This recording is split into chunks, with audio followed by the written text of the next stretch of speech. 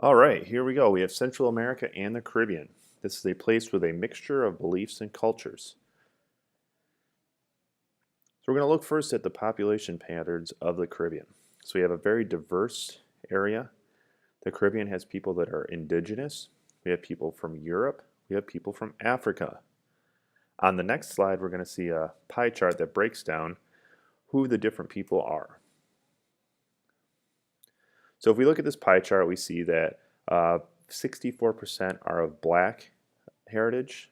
We have a mixed ethnicity of 24% with white, Asian, and other rounding out the pie chart.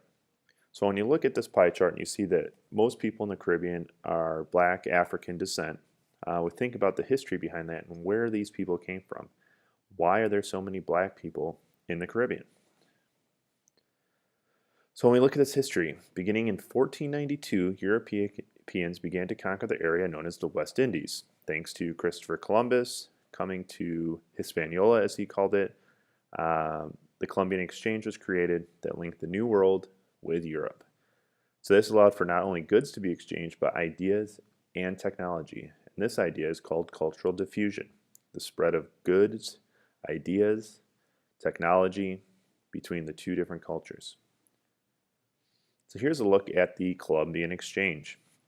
Something we talked about in 7th grade U.S. history is the exchange of different types of plants, animals, diseases.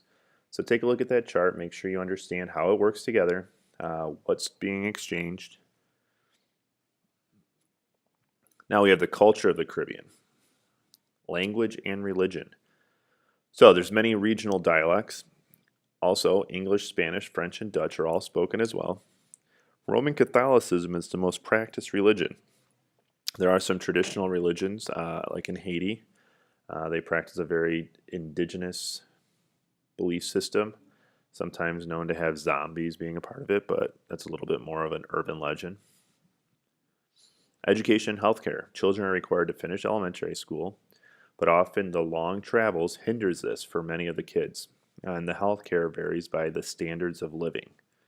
So depending on where you live and what country you're in the Caribbean, you might have very good healthcare, or you might not have good healthcare at all, or no healthcare. And that's where countries like the United States, Canada, Great Britain, Mexico can step in and help with some aid programs. And arts. This is a mixture of native and European influences.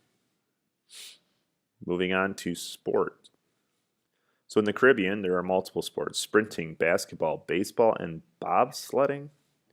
I mean, many of you know who Usain Bolt is, but there was a Jamaican bobsled team made famous in the 80s that competed in the Olympics in Calgary. And they used sprinters and turned them into bobsledders. And baseball, a lot of Caribbean countries like Cuba, Dominican Republic, are producing some very good baseball players, and many of you could probably name most of those baseball players. So moving on to South America. Here we are, South America, the history and government. So in South America, there's early indigenous groups like the Inca created an empire located in present-day Peru. The Incas had a hierarchical society. So that meant there was a king or queen on top with nobles, priests, knights of some kind, warriors is what they would call them, then peasant farmers. A network of roads. Now, there's an old saying that all roads lead to Rome. Well, Peru and the Incas had roads that led all over South America, into Chile, Argentina, and vast wealth. The Incas were a very rich empire. So the next thing we have here is a map of the Incan Empire. And what are the capital cities? So it's a pretty cool site. It's on top of a mountain. So Europe and South America. Conquistadors from Spain moved in and conquered different parts of South America. Francisco Pizarro was a conquistador that conquered the Incan civilization. And when you look at this map, you see the Portuguese and the Spanish conquering in the 1700s of different parts of South America. So the culture of the Incas. massive glyphs in the side of mountains, a mystery that has been around for hundreds of years. These lines are called the Nazca Lines. And I'm going to show you a few pictures. And if you watch the History Channel, Ancient Aliens, or any of those other kind of mystery shows, they talk about the reasons why these Nazca lines were carved into the sides of mountains or put in the sides of mountains. Think about, why would you think that an ancient culture would put these giant pictures on the sides of mountains? So here's a famous one called the monkey. Pretty cool looking from the sky. Then the hummingbird. Another pretty cool looking one. Then we have the spider. And this is all from the sky. You can't see these from down on the ground. Next, we have an interesting one.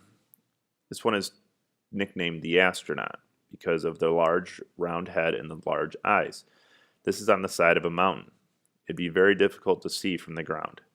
So some people feel like there might be something to this idea of sky gods that the Incas worshipped. But you make the call. Were these for sky gods, or were these just for gods to represent? And more culture, language and religion, Spanish, French, Portuguese, and Dutch are all spoken in South America, Roman Catholic being the #1 religion. Education, healthcare. Education gets better all the time, but still many children will drop out to help their families. And many of the health issues are connected to poverty. And last, the arts is a blend of traditional artwork and European influences. So I'll make sure to watch this carefully, listen along, and do your interactive notebook. Thank you.